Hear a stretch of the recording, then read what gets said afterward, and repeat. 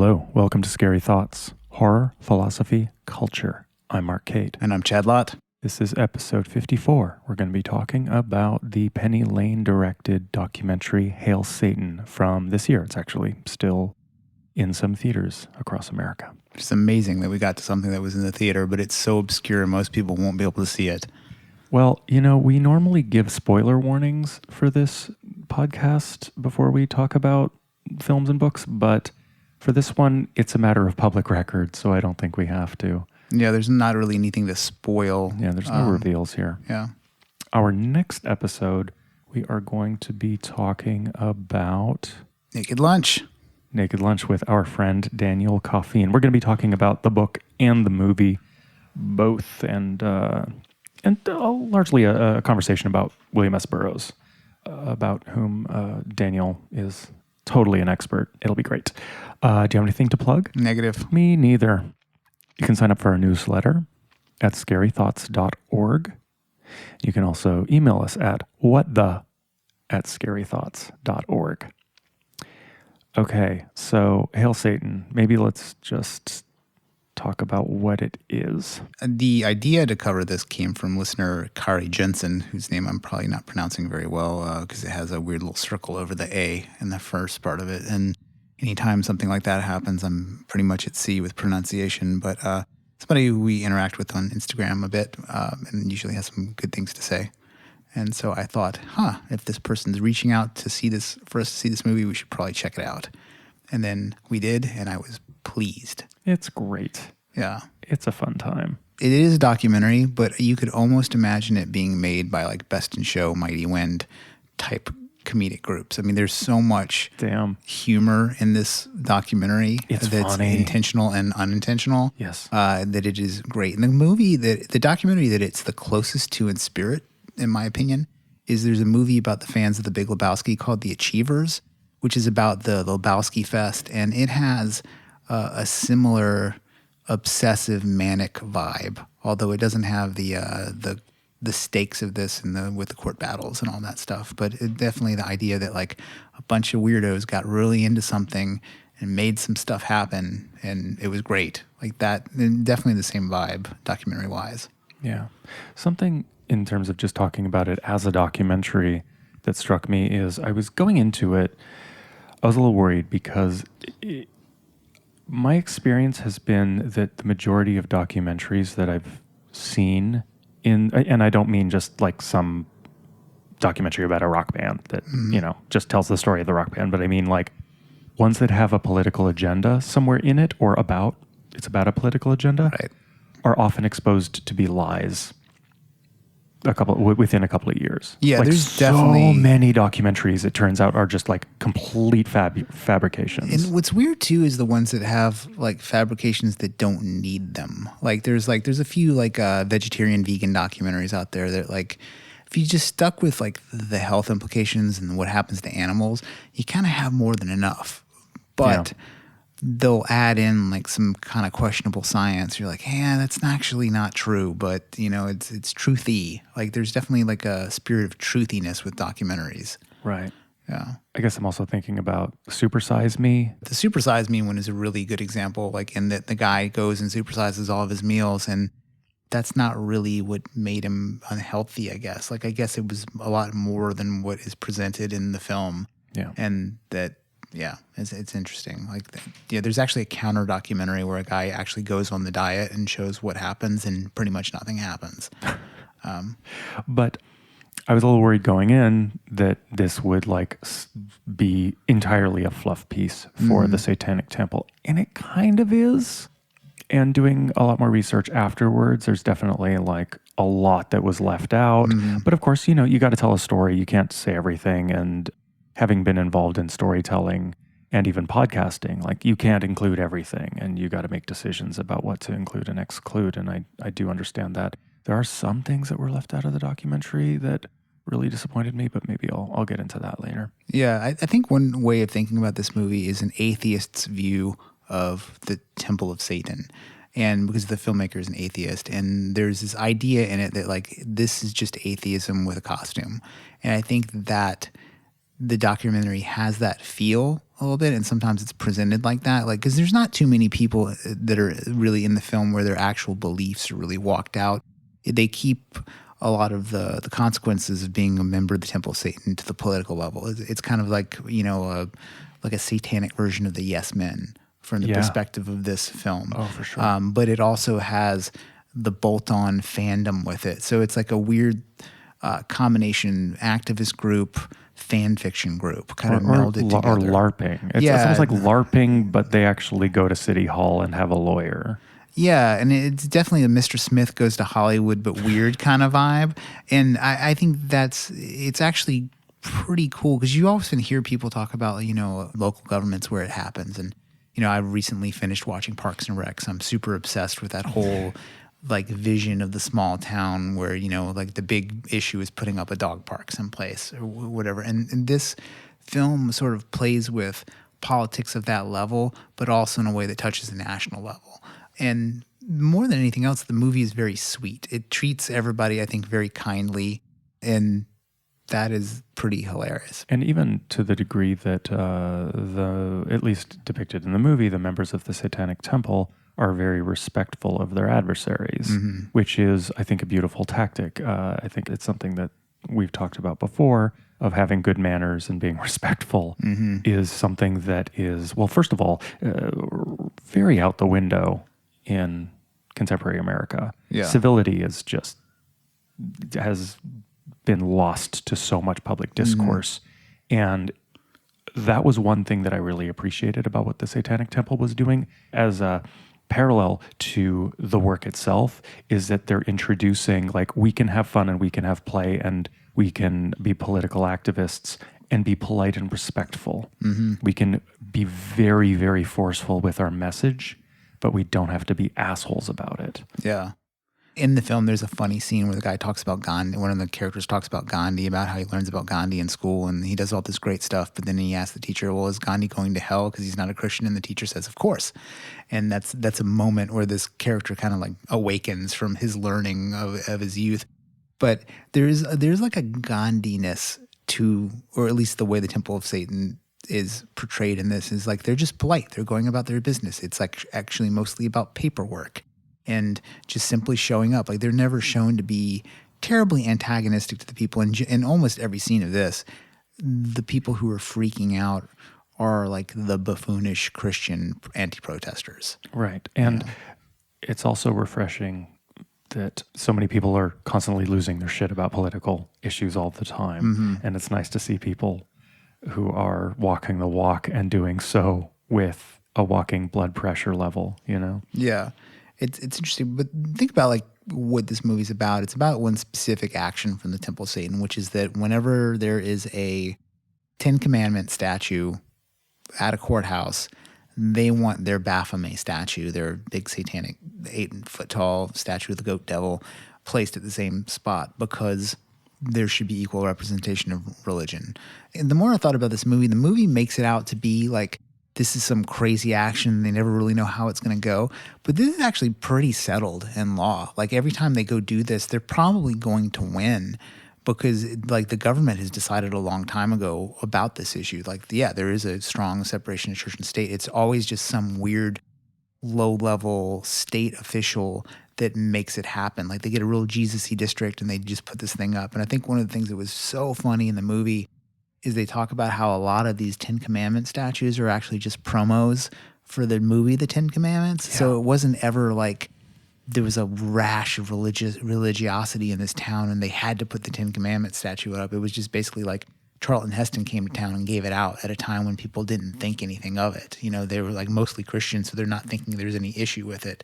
So the idea that these are just leftover marketing items is fucking hilarious to me. Yeah, and that reveals, I think, the greater belief that if you are a Christian in America, America has always been a Christian nation in this exact way that we are currently thinking about America as being a Christian nation.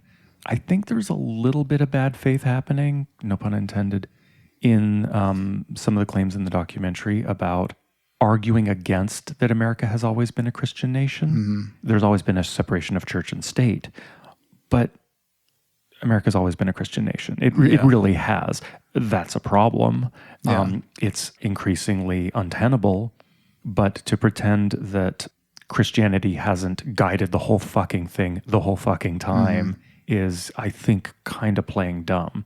And we've reaped the benefits of that, and we've reaped the sorrows of that, and I think that, of course, the separation of church and state has been part of what's made a nation that's been that Christianity has woven itself through so thoroughly that it actually does not become just a theocracy. Yeah, it's interesting. Like, I think that whole idea of like, oh, is America a Christian nation? It's kind of like a weird sort of question to ask, because on one hand, it's like in the movie and book Contact, the Carl Sagan movie about going off in space, the Jodie Foster character that people remember, in the review of whether or not she's the one that gets to go off into space and be this, the space hero, they're supposed to find somebody who is like a total representative of American, or not American, but of Earthlings, right? They're like, well, you're going to go off and meet these aliens, so you need to be like a really great representative of Earth.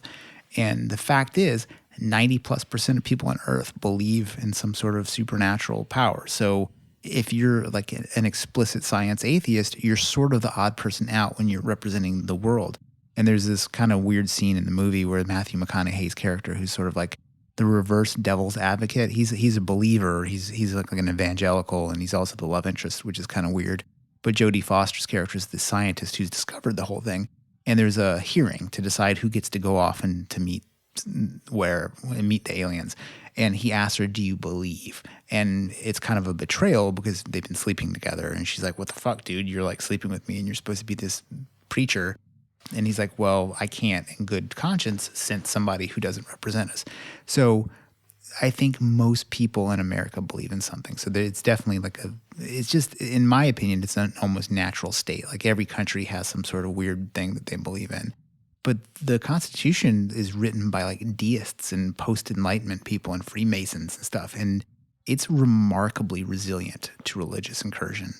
And I can't believe that the world isn't even more overrun with theocratic rule than it is. Like, I think, like even in today's climate with what's happening now, all the shit that people are worried about it, I'm pretty convinced that it's just not going to stand. Like, it's going to level out into like what reasonable people want, because the Constitution's pretty well developed. Yeah.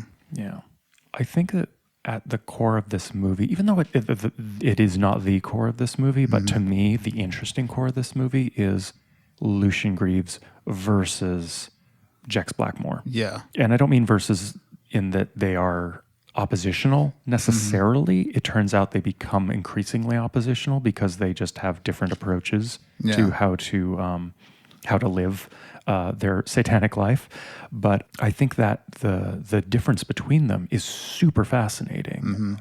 Lucien Greaves is the originator of the temple to a certain extent. And what I was saying earlier about, they're so polite and composed, is Jex is not. Yeah. She's more, I don't want to overly simplify her too much, but it's sort of like, I've had enough, fuck this politeness bullshit, like I want to destroy. Yeah, she's a punk rocker. Yeah. Like, and you get the idea that Lucien Greaves is like more of like a goth.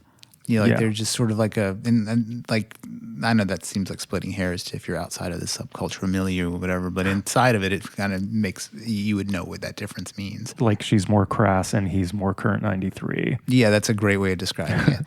And, his whole background and history is he has an interest in cults and why people behave certain ways. And he has some, I guess what people consider like sticky friendships with people who are more like free speech absolutists.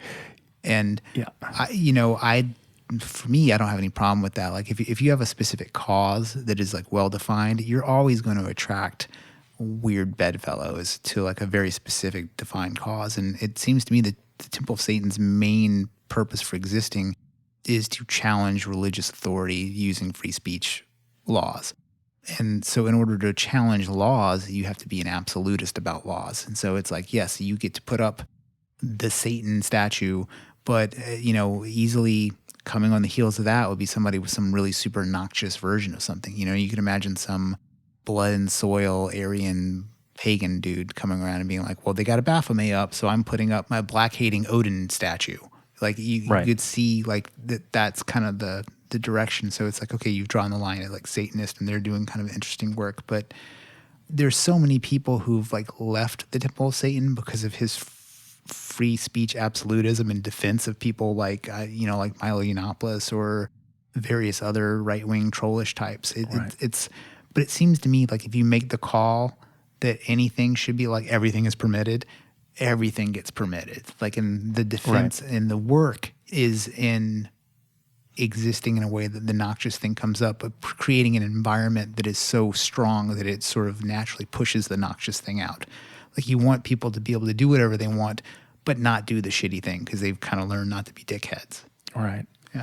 I think that I sort of have two, I don't know, issues. I don't know if they're issues, but definitely things that I wish it could have explored further. One is this division between the Lucian Greaves approach and the Jex Blackmore approach. And that split, that chasm, has definitely evolved since this movie was made.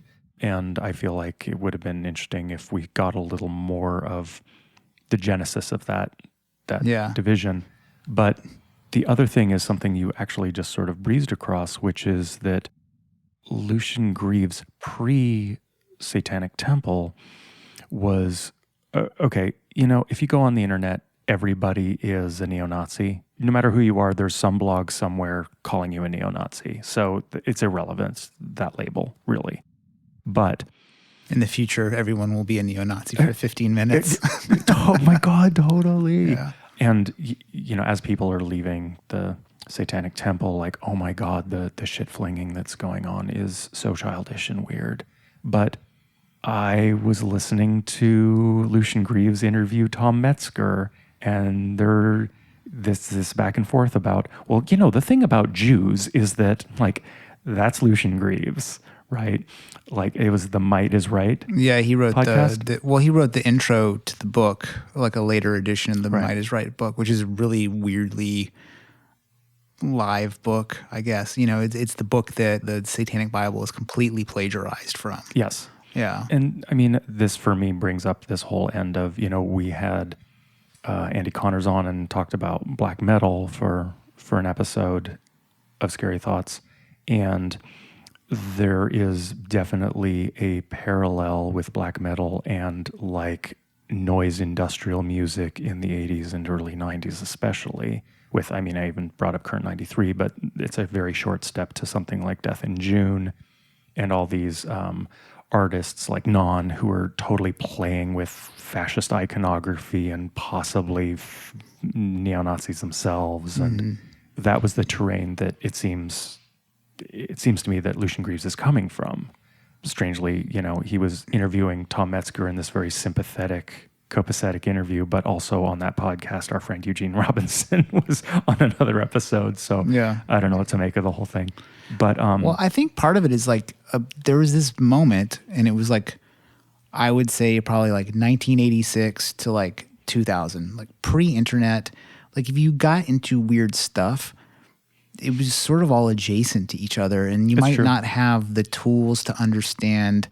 Like you might be listening to some random tape interview of some guy named Tom Metzger, and you don't know anything about him because there's no internet, and he's talking interestingly about like aliens or something like that. So you might find yourself in the orbit of those ideas and never know that there's this whole other like racial identity thing, or even vice versa. You might have been like a Klan guy, and then all of a sudden you like what this guy is saying, and you got a Current 93 record. Like there's just a lot of weird, because it was sort of like the Shadows, like that research magazine sort of, in the way that people were into serial killers. Like obviously most people aren't supportive of the action of serial killers, but they're interested in their existence. Yeah. And I think that was a lot of what was going on back then. But then artists, a lot of artists were taking that one step further and sort of investing their creative energies into exploring that terrain more than just like, oh, I read books about serial killers.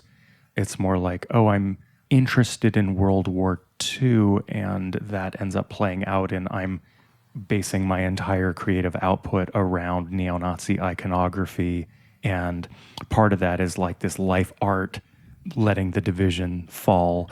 And so when I give interviews, I just espouse all this fascist rhetoric, and it's kind of a game, but it's kind of not, because my actual politics are very, very close to the exaggerations I'm throwing out there, which again, black metal seems to be rife with, which is just like dumb kids who are into fighting and war, but they sound extra tough if they talk about genocide, Yeah, it gives you it's like being into more extreme metal. You're just it's like, okay, well, not only am I like so extreme, I love watching Evil Dead and all this stuff, but I've got a bunch of Nazi shit in my house. It's like, it's an extra like spook house level. And I think that a lot of the interest in that stuff is not, I mean, it's kind of a weird way of saying it, but it's not legitimately racist in a weird sort of way. I think it's in the way that it's more in the direction of like being into like the Empire, if you're a Star Wars fan. You know what I mean? Like it's the baddies, like that famous BBC comedy thing where like, right. Oh, are we the baddies? Like,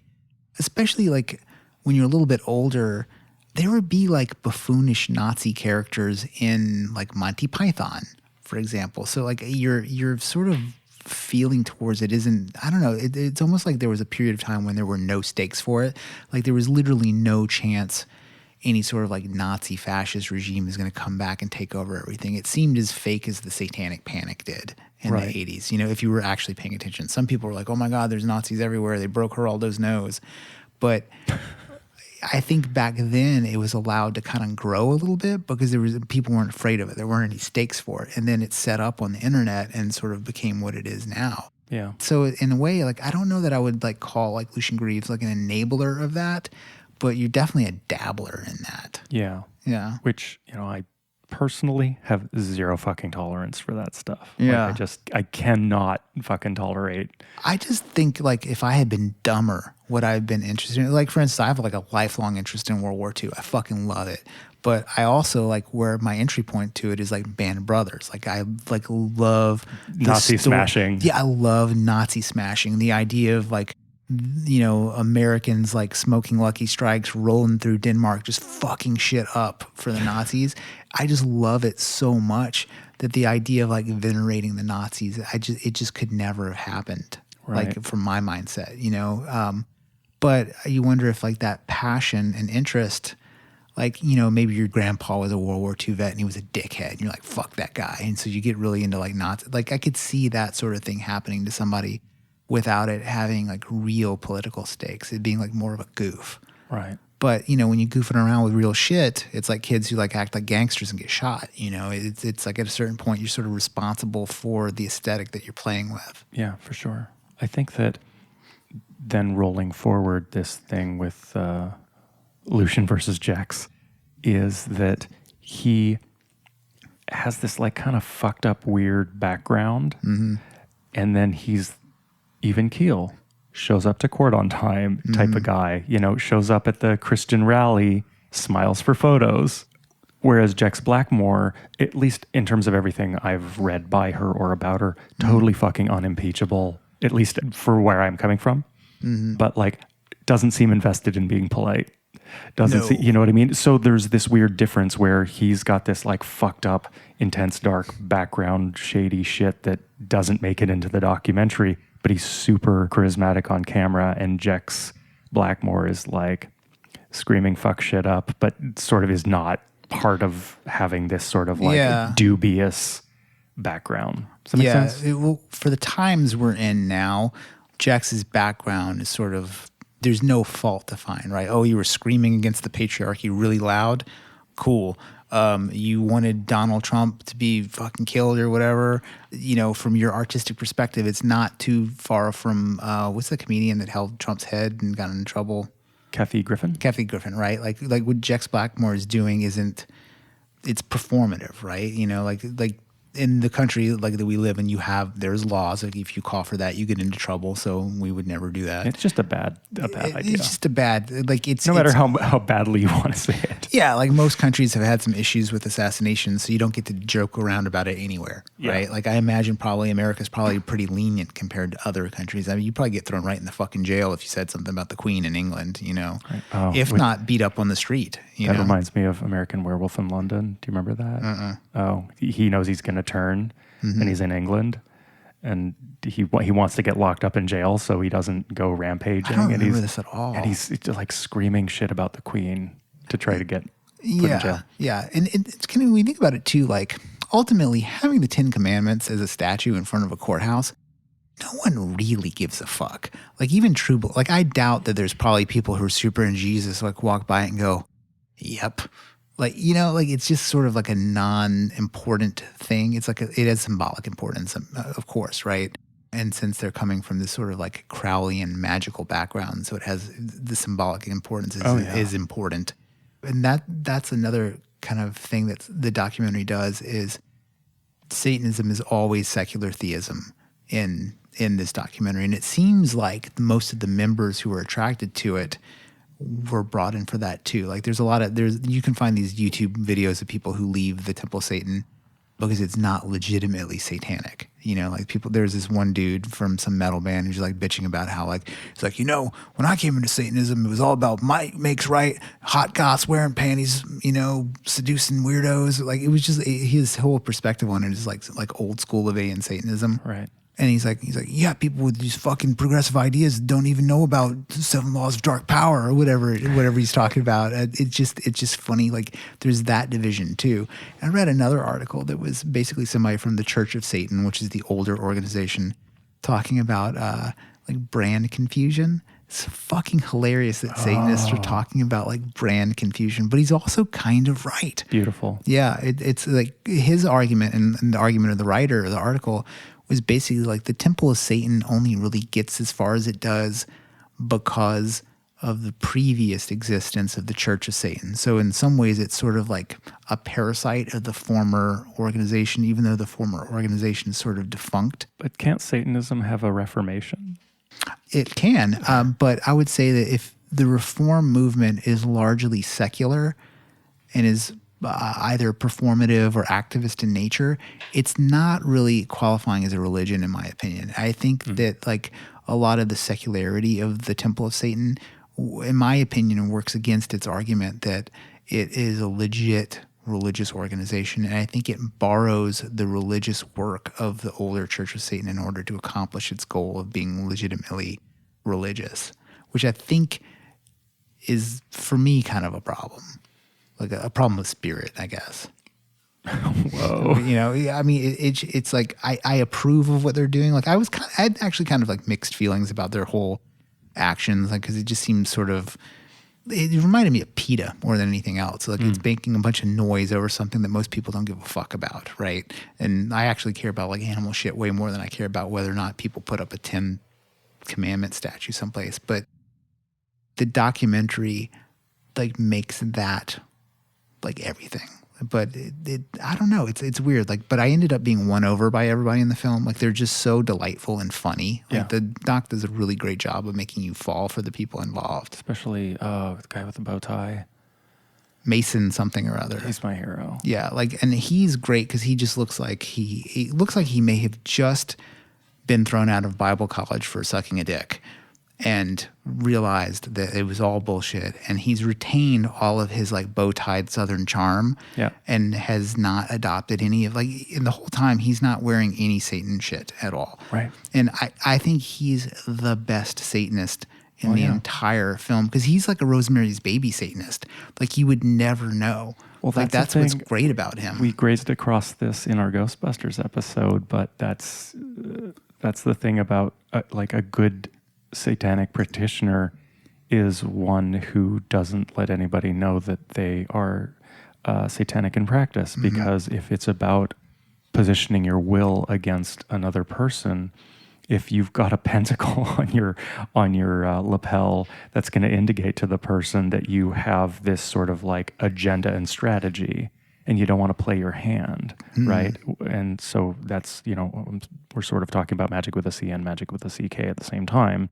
But like, if you want to deceive, if you want to get your way, if you want to exercise your will, you don't let people know what your strategy is. You don't let them see how the trick is performed. Unless part of your trick is playing a character, which was like Anton LaVey's thing. Yes. You know, so he found that like by becoming an overtly comical looking, I mean, Anton LaVey is fucking hilarious looking. I imagine some people are probably very emotionally invested in like the reality of what he was doing. And there's probably people who participate in black masses even to this day who are like, oh, it's very serious work. But if you took an average person and showed them anything that Anton LaVey recorded, they're going to laugh. What's camp? It's super campy. It's hilarious. It all has like a real like shitty John Watersy feel to it, which I think makes it great. And that's one of the things that's so fun about this documentary is the Temple of Satan always looks like shit in this documentary. Even when it's like portrayed as very well-meaning and just sweet, it's just so chintzy. Like everything they do. Except for the statue. The statue they went for it. Yeah, they went for it with the statue. But the comedy aspect is another thing that I really appreciate about what the Satanic Temple is doing, because as much as I identify as being like on the left, something that brings me great shame is the way in which, even though there are no funny Republican comedians, comedy is the domain of liberals, but having a sense of humor is something that, wielding humor as a political weapon is something that the alt-right has fucking mastered and been brutalizing the left with for years now. You know, I sort of use the meme wars as a sort of reference point, but like, look, all you got to do is put some text on a photo and liberals will like freak the fuck out and become unhinged and fight with their friends. You know, and that's all you got to do. You got to just make a funny little image and spread it around, and liberals will like attack each other over it. And that's fucking potent. And the left, I feel, has been sorely lacking in, say, something like the era of ACT UP and Queer Nation, where activism and stunts and humor was used to great effect. And even going back even further with the Yippies and late 60s radicalism, humor was often a part of how to get your point across and how to not lose your fucking mind and take yourself too seriously. Yeah. And the contemporary American left is just not like that. The place where we do wield humor is in like late night talk shows like Colbert But it's so hacky now. And I think this is like the biggest in some ways this is like one of the most, I think will be one of the most enduring damages that Donald Trump's presidency has done, is it turned like pretty funny left comedians hacky. Like, I mean, the jokes are just really like not very good. I mean, I get it. Like I get where it's coming from, but you know, just like, oh yeah, he's so dumb. Like you just hear over and over again these like pretty lazy, like you can almost go, and Trump sucks, and get a laugh anywhere. I think it's like comedians sometimes talk about like when you're only working friendly rooms, you sort of like lose your edge that makes you great. You might make people laugh, people might enjoy it, but no one's going to wear a T-shirt of you in 30 years. You know, it's like, and not that that's the metric for everybody, but like, I mean, if you're not going for being great, what are you doing? You know, you're making a living, whatever, you know, may as well go into advertising if that's what your goal is, you know?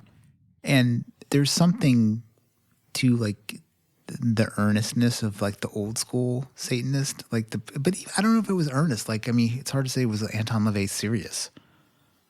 Probably not, right? Like yes and no. I think it's both. In the way that the Satanic Temple, I think, is it's best that they unify a position around things, especially using, like at this point, Lucian Greaves as the spokesman. Yeah.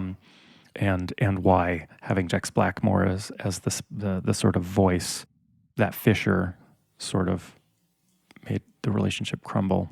Yeah. Is that it seems that at least when I hear Lucian Greaves speak, there's a sort of yes and no.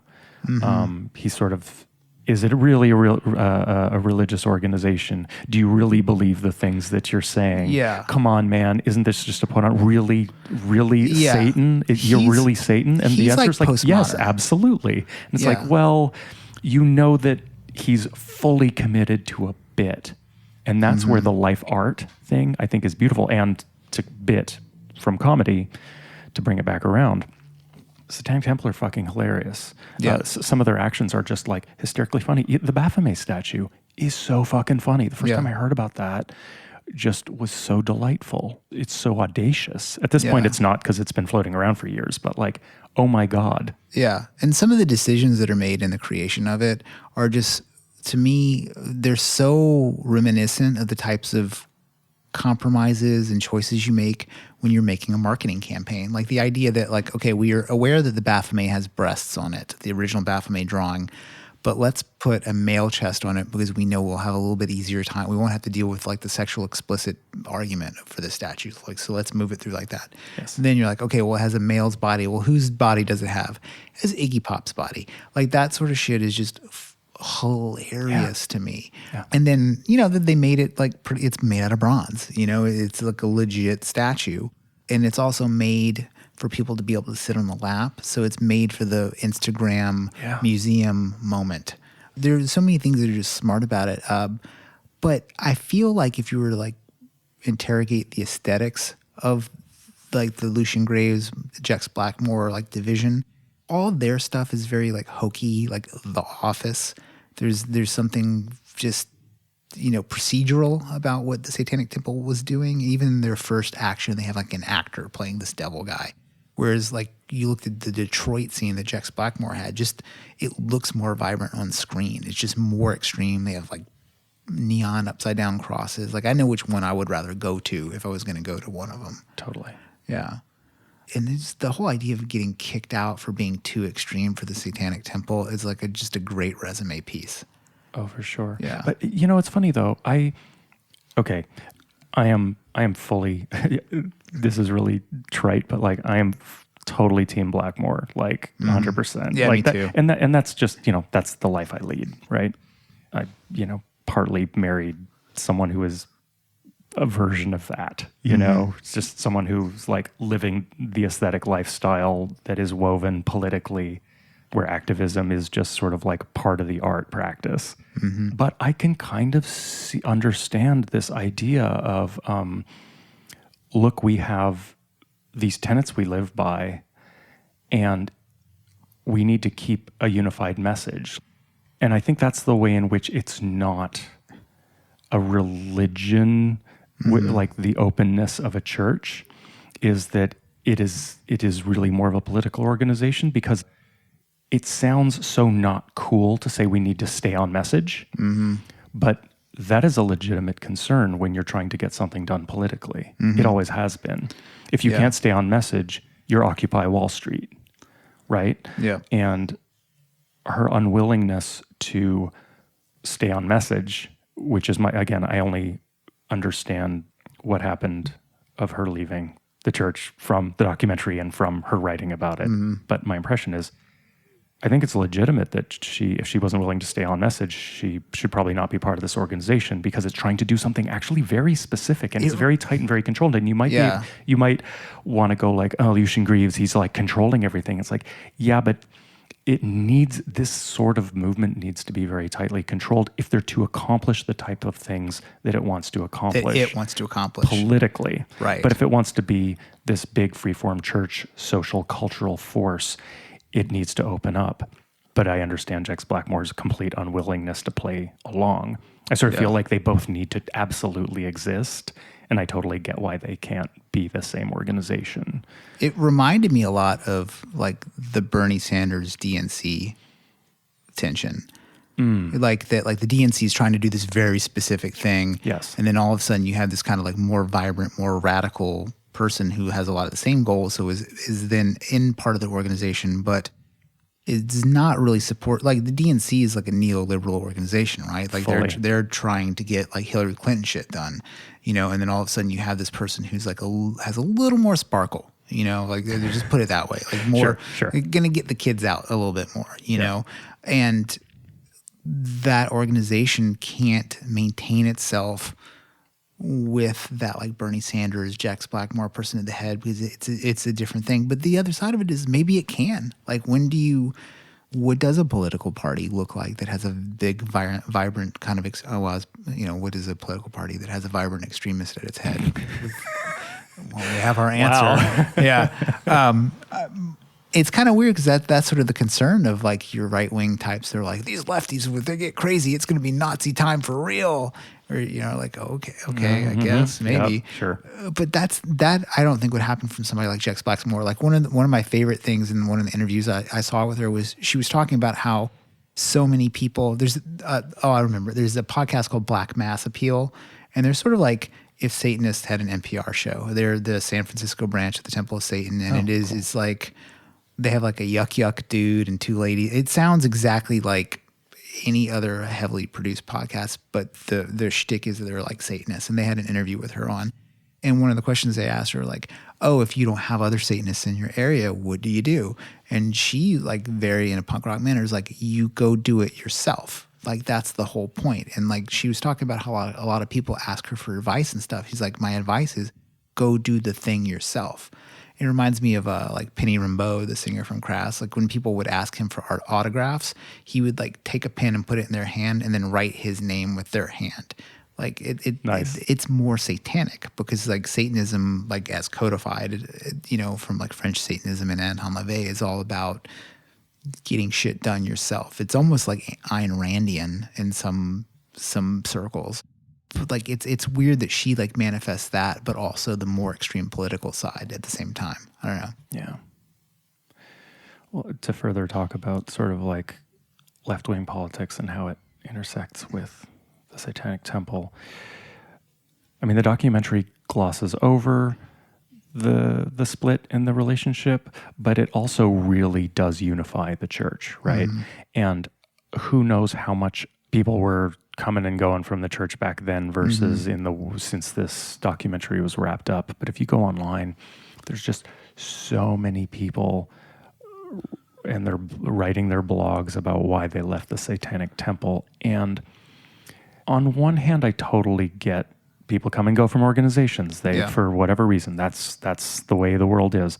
But on the other hand, for me, it was yet another disheartening example of leftists cannot fucking get along with each other. They're always tearing each other apart.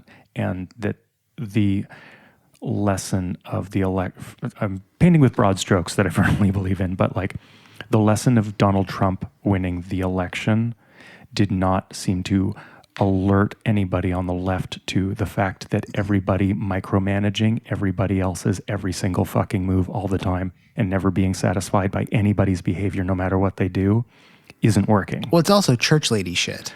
Oh my God, all day, it's like everything you do. It reminds me of... And it's one of the things that's humorous in the movie, and I think it could have been played up a little more. Like when the moment in the film when Jex Blackmore exits and they talk about, the temple was just getting more codified, and then they have their council or whatever, and they're talking about like staying on brand and all this stuff in this meeting that looks and feels exactly like a type of meeting I could have at the tech office I work at, right? Sure. It's funny that like even a satanic organization is sort of like sucked into capitalism games. Like you have a board, you have funds, you're paying for legal fees, all this stuff. And I think even one of the members of the church in that meeting catches herself using her day job. Oh, she talks about pivoting. That's it. Yeah, and you're like, what is going on here? But at the same time, when that much money is at stake, yeah, you kind of have to.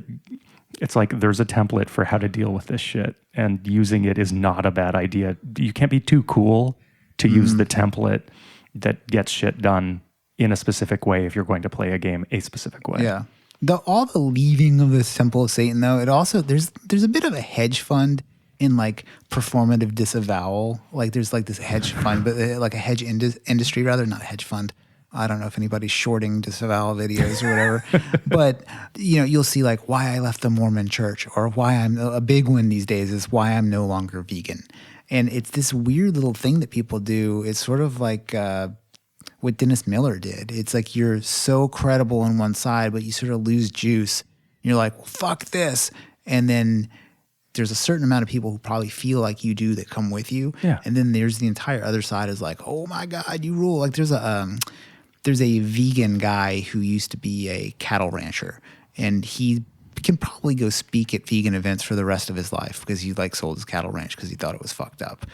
And so it's like this like strong disavowal of the thing that he was a part of. It's almost that being a part of something before you leave it gives you more legitimate critique of it. Like, so like the Mason dude, like the fact that he was like an Arkansas evangelical Christian guy and still looks like it. Yep. He's sort of, in my opinion, a more interesting Satanist in the film. You know, definitely more interesting than like purple-haired dudes with tattoos and neckbeards. You know, like that's a Satanist we know. But those Satanists have also been keeping the fucking Satan wagon going too, though, you know? It's true. So. Good on them. Yeah. Did you want to reopen the really tired conversation about performance art? Oh, performance art? Yeah, yeah. Well, I think what would be different about this particular conversation about performance art is we're discussing something that I highly approve of and enjoy, which is, you know, whatever the Satanic Temple's version of performance art is. Like, I thought the early press releases were fucking hilarious. Yeah. Like, you know, the whole thing is so... It came out really strong on top. It's really strong, and it's also just so, like, shoddy. Like, it's just so, like, I mean, just, and that's what makes it so great when somebody's like, you're going to go to hell. And he's like, I hope I am. I'm looking forward to it. It's just, it's so banal and silly. It's the exact kind of humor I think is great. It's also beautiful. Like, it really does start off with him practicing in front of the camera, and he does the clicking. Oh, dude. Try to get a flame out of his hand, and it doesn't work. And he finally does it and laughs. Yeah, it's so good. And, you know, like the more explicit performance artist, Jex Blackmore, like her work, the babies, like realizing that the abortion protesters have like a baby fetish, so they create fetish babies.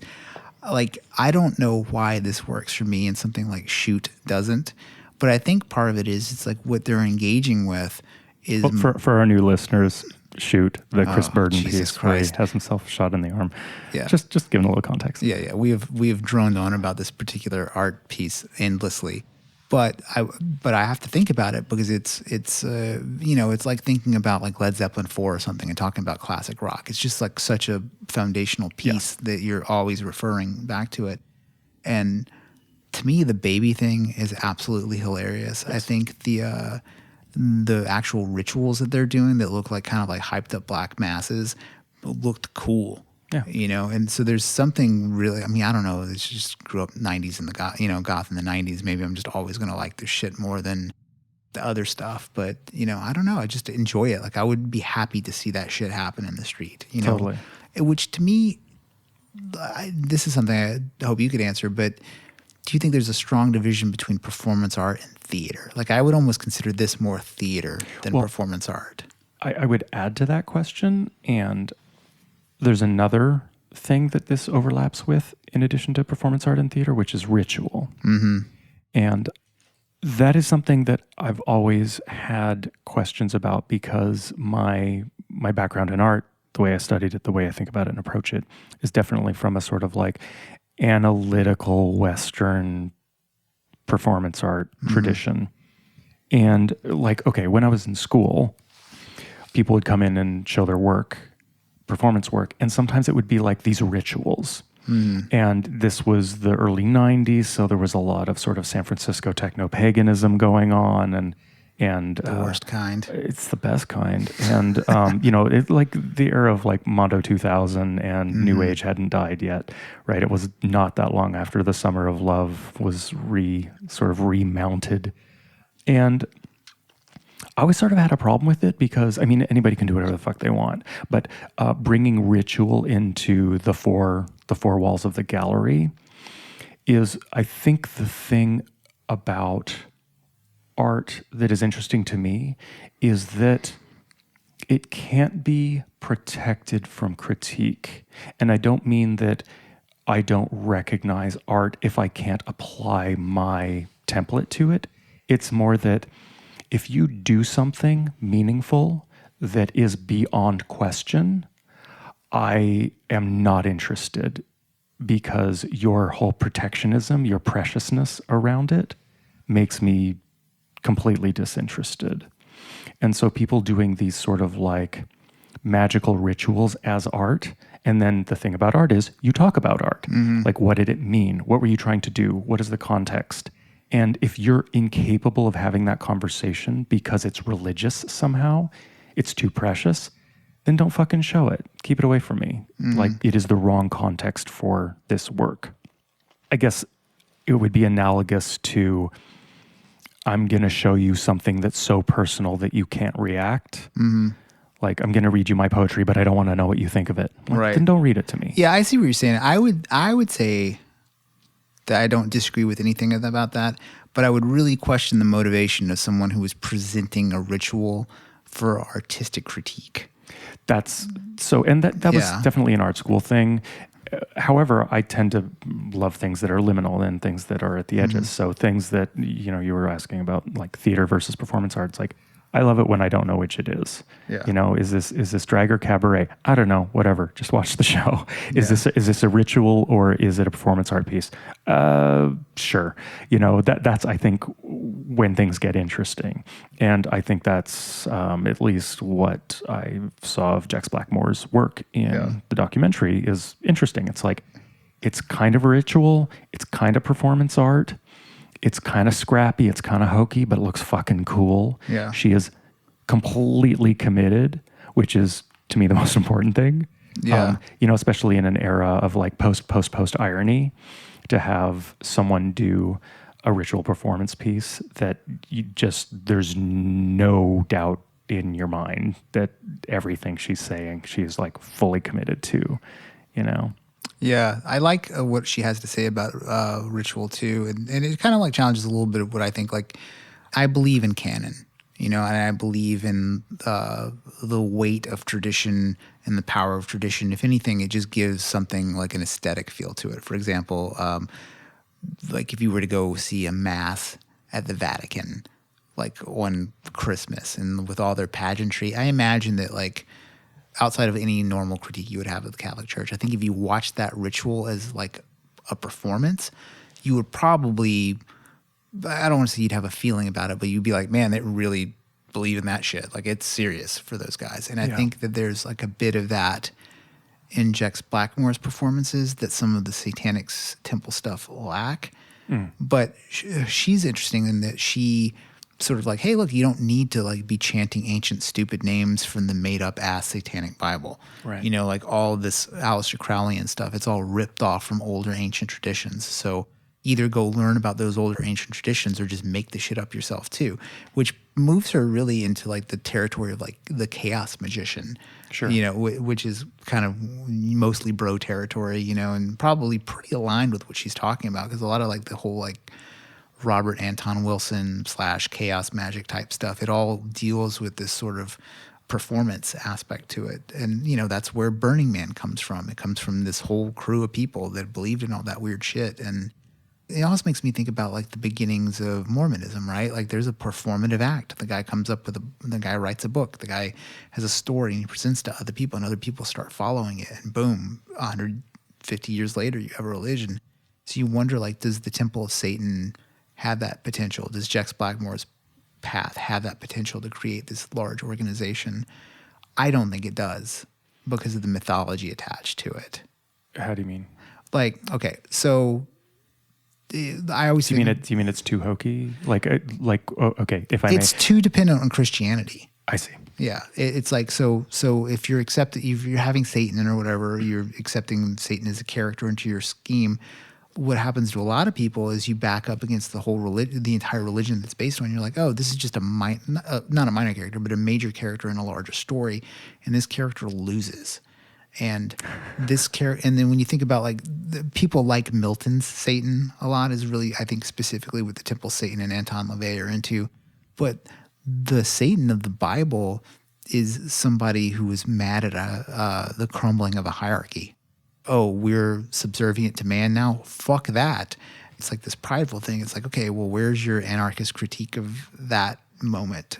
So to me, I'm thinking of Satan as this actual character, and what does it mean to like worship this character And it's always sort of hokey to me. Like, I don't think most people are going to go for that because they're like written into the stories that this character loses. So people aren't going to want to go for that. Right. My suspicion is that if it sort of fades away, I mean, there are a million reasons it could fade away. One is at least the Satanic Temple proper runs out of money and becomes exhausted. I mean, you know, at least as I understand it, at the core, Lucian Greaves, and I apologize, I forget the primary lawyer's name, but you know, there's only so much they can do, even with a lot of money and resources and attention. And this documentary is probably fed a lot more their way.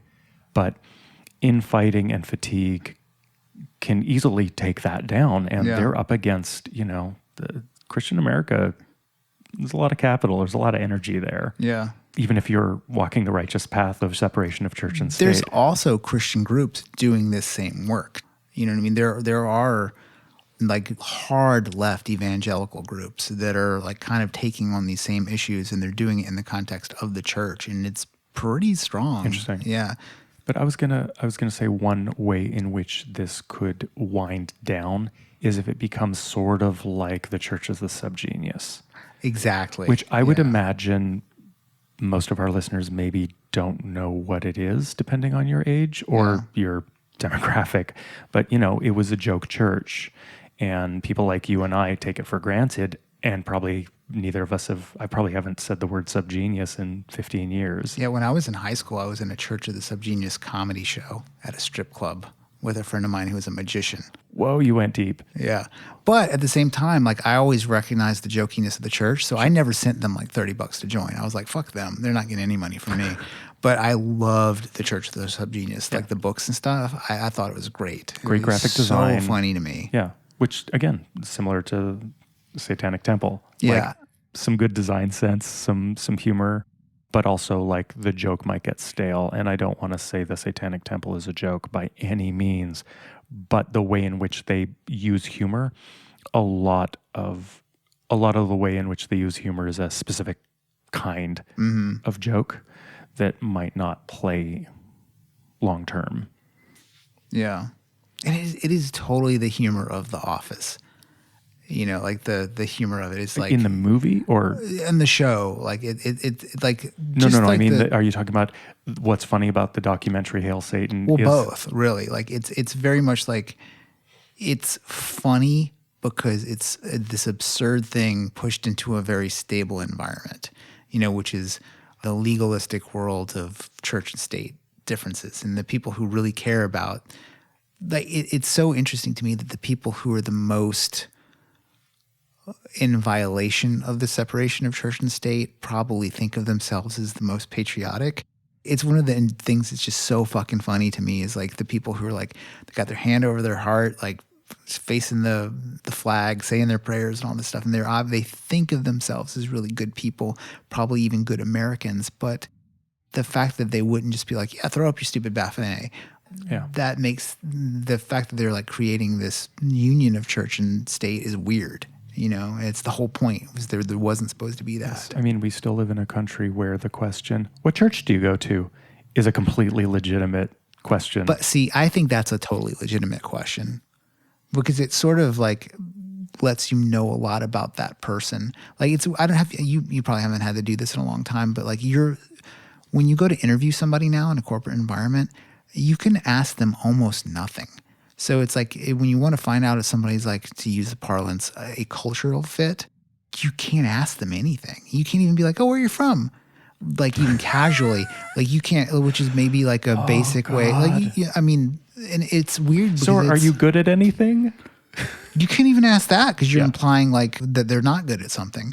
But it's all these rules are sort of in violation of how to win friends and influence people, right? Like when you want to get to know somebody or like make somebody like you, you ask questions about them. You want to know more about them and you're like, oh, really? That's very cool. Oh, you're from Kansas? Cool. What's that like? And you learn about this other person. And like not being able to do that is so fucking unnatural and weird. Like, I guess I was framing that question differently though. Yeah. To me, the question, what church do you go to? Mm-hmm. I've had friends who've like visited the South and what church do you go to? I don't go to church. Total confusion. Like just That's not an answer to that question. The question is, what church do you go to? Yeah. Because everyone goes to church. There's no other answer. It's not like asking someone, where are you from? Because that has an answer.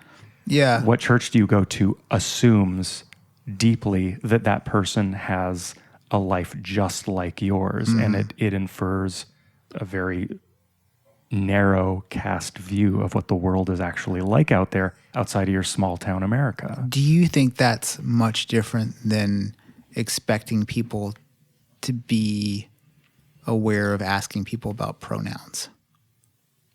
Like here, like I would say, like if somebody was like, hey, what are your pronouns? My opinion of that person would be like, oh, I kind of know a little bit of what you're about because you're asking me that question. Yeah. And out of like politeness, I'll be like, he and him, no big deal. You know, just what you see, you know, pretty straightforward. Right. And I wouldn't bear that person ill will because I know they're coming from a cultural background of that. Totally, but that question still has an answer. The answer is the answer is not I don't have a pronoun. You're assuming that I do. Well, you're assuming that I want to answer that question, or like if I was to act irresponsibly, like if I were to say to somebody like, obviously, dude, go fuck yourself, retard. Like if I was going to be like that harsh, to me, that's in the neighborhood of being mad because somebody asked you what church you went to. Because it's to them, I hear what it's you're just saying. it's just a polite question that's going to give them some data about you. Sure. You know, it's like, oh, I'll go First Baptist. Oh, First Baptist. I hear they got really good gospel I'm music not there. saying it's like, an insulting question. I'm saying we live in a country that kind of question is normative because it's just an assumption that you can live in America. Like America is so big and there's so much empty space between so many people that part of the problem of this country is that you have epic portions of the population who only know a very small part of their immediate environment.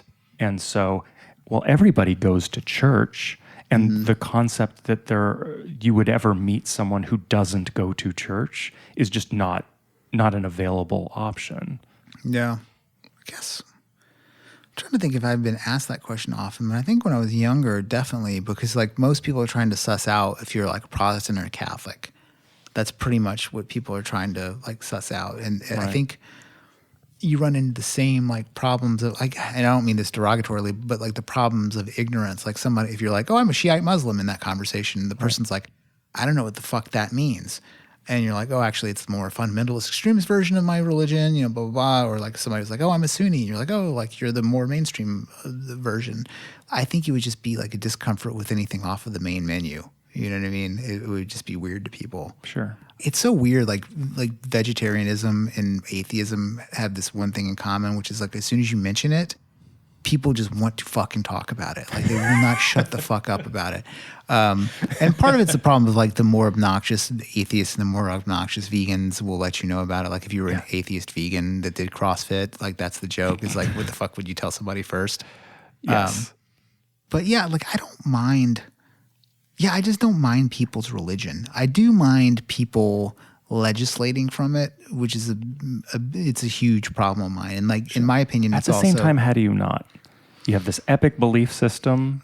You vote your conscience. Your conscience is dictated by your religion. And obviously, that's very different than leveraging your religion against others. Yeah, I mean, where I would enter that, and maybe it's like more like an idealistic. Like I'm very influenced by like what I guess you might call like anarchist Catholics, like your Simone Weils, and I don't think he would identify like this, but like kind of your more socialist Catholics like G.K. Chesterton and stuff like that. What I imagine his view on this would be like, if you want to be the more moral, righteous person, you don't have to abandon Christianity. You have to do it better than other people do. Like that's kind of his. So I think his perspective would be something like, well, if you're identifying as a Satanist to raise the moral ground, you're sort of like participating in buffoonery to do it. Whereas you should really just be working. If you don't want child molestation in the Catholic Church, you become super involved in it and you fucking hammer bishops who protect child protesters. You don't just leave the church and go whatever, because then you're just leaving behind an entire child fucking organization and you're never going to change it. But I don't have stakes in those organizations, so it would be weird to like convert and to go have stakes for it. I think one of the things that's kind of fun about probably the Temple of Satan is it's new. And everybody's kind of on the ground floor of it. And you kind of get in loud voices. And I think one of the reasons why people leave is like certain loud voices have taken control and people don't like that or whatever. I think the last major religion that started in America is probably Scientology, because it's not a progressive organization. Like the Temple of Satan is like by its nature, I think, progressive. So it's less it's trying to be less hierarchical.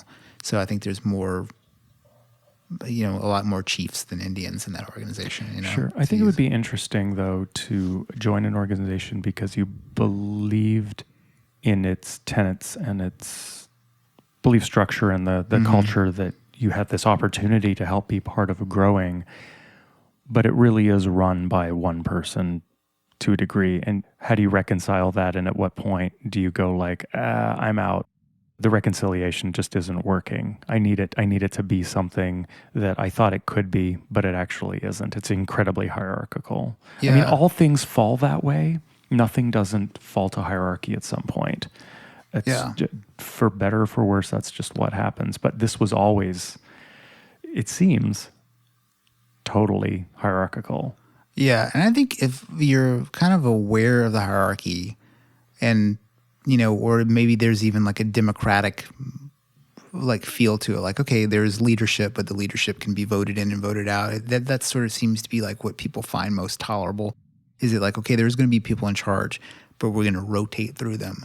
Although I think in like the Republic, they talked about like the best case scenario is a beneficial king, like a benign king, like somebody who just rules. You mean Plato's Republic? Yeah. The philosopher king. Yeah. It's like the philosopher king is like you want one dude who's great to be in charge, like a really awesome person. And everything else is just sort of a compromise and mimicking that. Like with democracy, you're just trying to hope every once in a while you get a really awesome person up there and it balances out. And this is one of the reasons why when I started my hokey joke militia, I just made myself the supreme leader for life, and I was like, hey, look, I feel like a reasonably decent person. I'm pretty upfront that this is just about selling T-shirts and having fun, so I'm in charge, and people seem to be like okay with that right away. It was kind of weird. Like I wasn't expecting people to be so like on board with it. And I wonder, like you could probably start, or like cults start like that all the time. Yes. I think people want to be led. I think like the Temple of Satan had to add the code, the 7 tenets or whatever. Like it was pretty much like the members demanded it. And it has a very, like this, we mentioned in the last episode, the Fight Club or the Scary Thoughts drinking game, but there's something very space monkey about the people who joined the Temple of Satan. The Satanic Temple. The Satanic Temple. TST. Yeah. The Space Monkey? What? Like in Fight Club, the people who join Fight Club afterwards and they get really, and they like chant the things that Tyler Durden says. Like there's something space monkey-ish about like the joiners of any group that comes after, What's a space monkey? Is that an expression I don't know? Well, in Fight Club, Tyler Durden refers to them as space monkeys. Oh, he does? Yeah, because they're sacrificing that. themselves for the greater good, like the first monkey shot into space. Oh, okay. And so they're Got it. I don't believe it's derogatory. What else do we have for Hail Satan? I mean, it's like an enjoyable documentary. I would say go check it out. I hope there's a part 2. I think that it was really fun, but as we said before, it doesn't have a very satisfying trajectory arc, and I think that's because it's probably, well, no, it's not probably. Watching interviews with Penny Lane, they had to wrap it up, and there's like the temple was exploding, and they just had to finish this goddamn movie, and so much has happened since then, and it would be kind of amazing if this continued. Yeah, with her, so there was a consistent voice. Yeah, like almost like Decline of Western Civilization 1, 2, and 3. Like you have like these evolutions of it. But I mean, I definitely would like to see that. And one of the things I was very surprised when I went online was I kind of felt like all these people would have much bigger platforms than they do. Like when I went and looked up you're like, oh, I follow Jex Blackmore on Instagram. I was like, I have to too.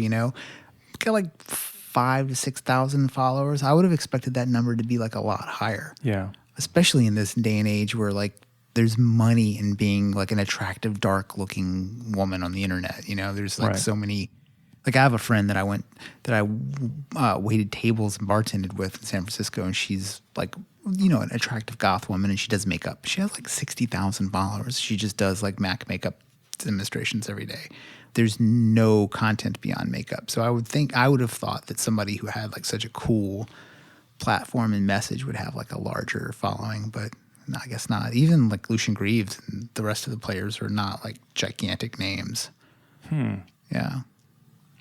Well, I hope some of our listeners will go and follow them. Yeah.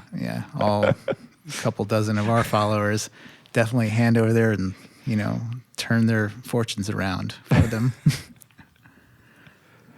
Is that it? Yeah. All right. I feel like really I have so much to say about this documentary, but I think that there's so much to say about the Temple of Satan and everything around it. But if you were going to keep the conversation to the documentary, Right. we've probably exhausted, right. and probably even gone more. I mean, there are some really funny scenes and really funny dialogue. And one actually, before we stop, the whole kind of like sub portion of the film when they're talking about D&D was, in my opinion, just great. Like the one guy who's like, look, man, these priests were diddling all these kids and fucking all these people up. He's like, the satanic panic was complete projection. And I never thought of it like that, like projection from the people who were doing the bad stuff. He's like, oh, that shit was happening?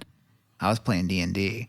Yeah. And to me, I was like, man, that is so right. Because I grew up in the middle of the satanic panic in the South being interested in that stuff. And I had so many people ask me, like, you worship the devil? You devil worshiper? Blah, blah, blah. It was crazy how often people would ask me that shit. And at the time, I felt like a fairly religious kid, like I had these, like, I never went to church or anything like that, but I was pretty obsessed with like learning about religion. And to me, it was it's like my thing with Nazis and American GIs. It's like, I'm not into Nazis because they fucking lose. I'm never going to be in the devil because the devil loses in this story, So it just seems, it was always like, I was always like, no. It was like, I remember, reading The Stand in like 6th grade or something like that. And somebody being like, is that the Satanic Bible? I'm like, what the fuck are you talking about? Can you read the cover of it? Like I actually own the Satanic Bible too, but that's not what this is, I feel like I had the opposite experience because like I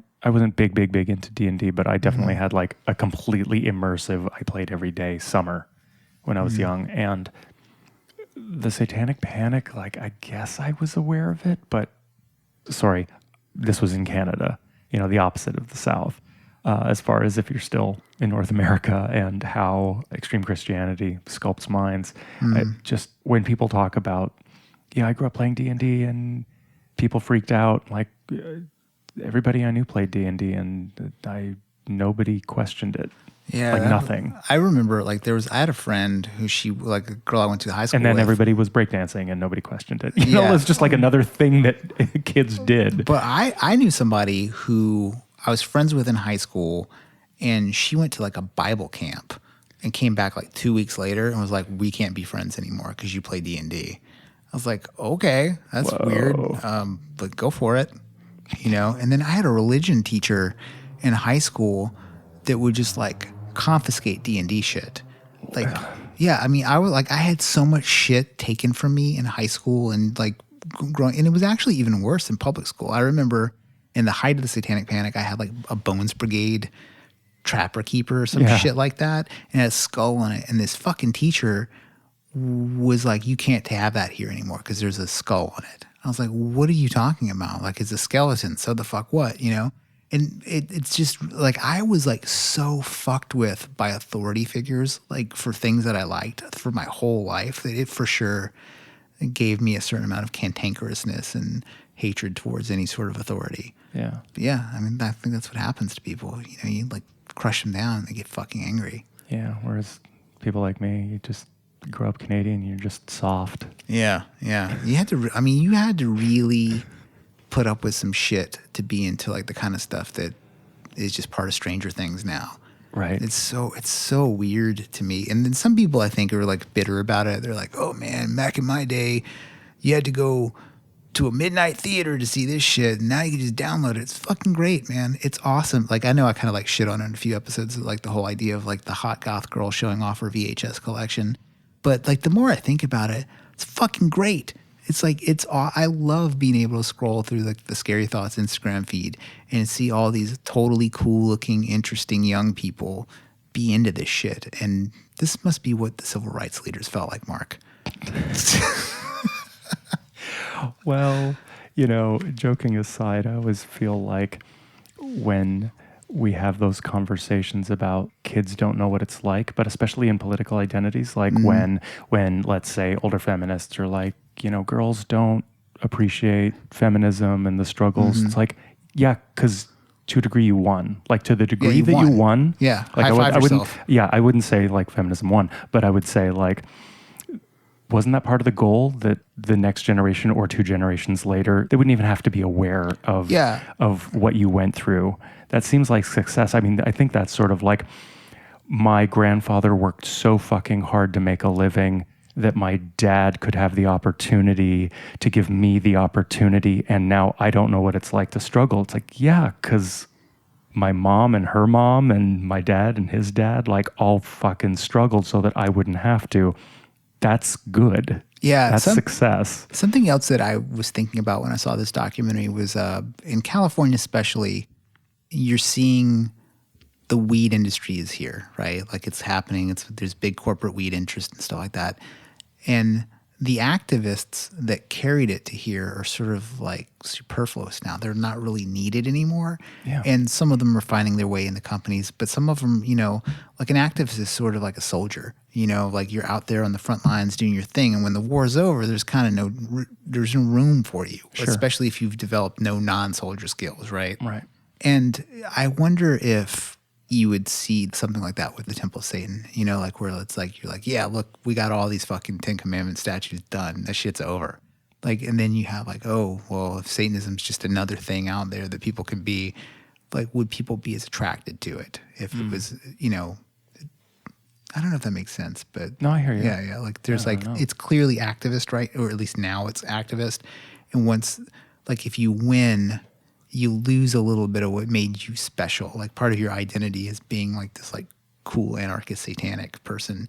But if like you got everything you wanted, how would you feel? Like, would you feel good? I don't know. It's hard. Especially if like your identity and your goals are so tied into opposition. Yes. Like if you win and you don't have the opposition anymore, you just kind of got to move on. But people don't move on. That is totally true. Yeah. Yeah. Move on, people. Yeah. If you were going to start a political cult based on an ancient or fictional deity other than Satan, what would your group be, and what injustice would you try to fight? Cab Calloway, bad music. So you would create. He's not an elder god. Oh.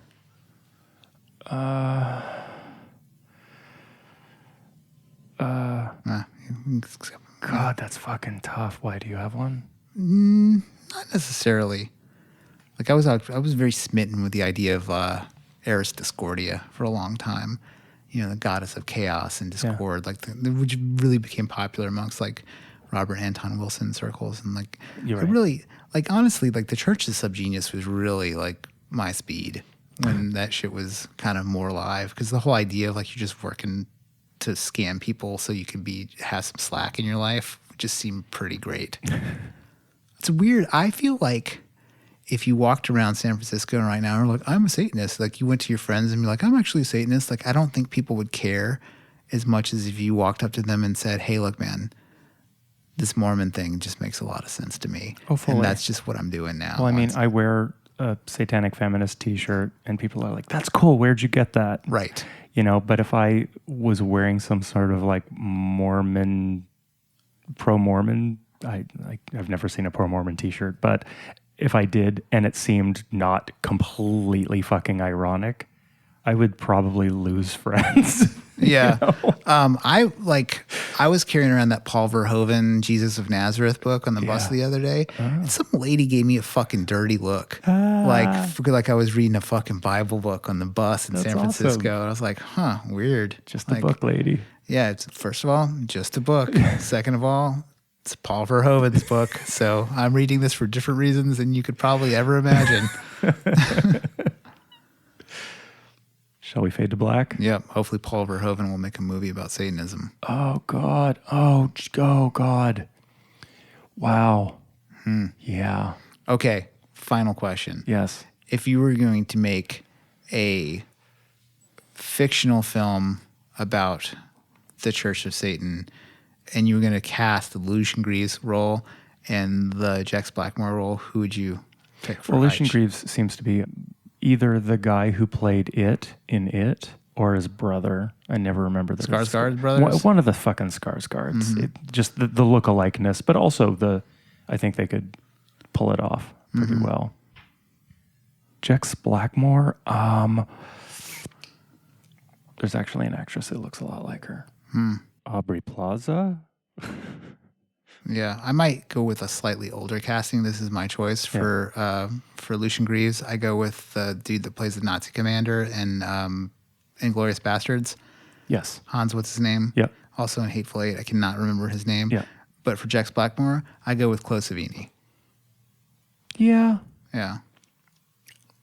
Although My Chloe movie Sevigny is- doesn't have the sort of the Oh, I'm range. sorry. That's not who I meant. I meant Parker Posey.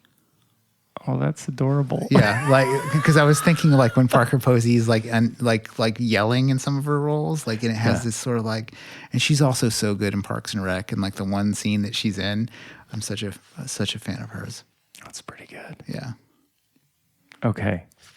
Write us at whatthe@scarythoughts.org, and we'll see you next time for Naked Lunch with our guest, Daniel Coffeen. Yep. Read that book. Thanks for listening. Later.